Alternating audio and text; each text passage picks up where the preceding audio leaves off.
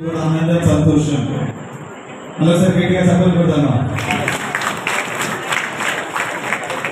అలాగే ఈ యొక్క సభను ఉద్దేశించిన మాటలు మాట్లాడవలసిందిగా సీతక్క గారిని ప్రత్యేకంగా కోరుతూ ఉన్నాం. తెలియజేస్తూ సమాజం విషయాలతో ఉన్నది సమాజం.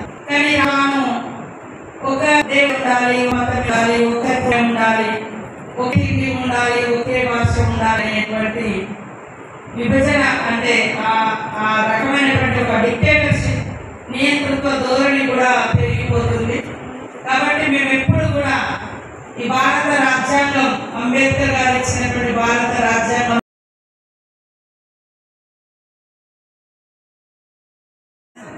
మరి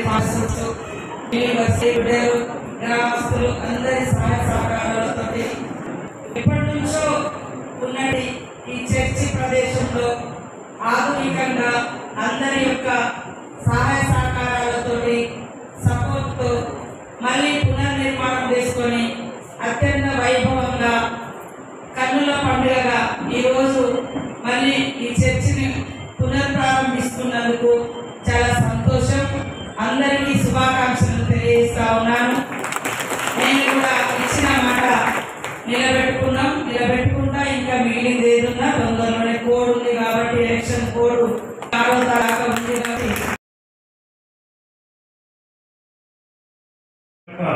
క్రైస్తవ సమాజం అంతా తెలంగాణ క్రైస్తవ సమాజం అంతా పేరిట నీకు ధన్యవాదములు, అభినందనలు, ఆశీర్వాదాలు.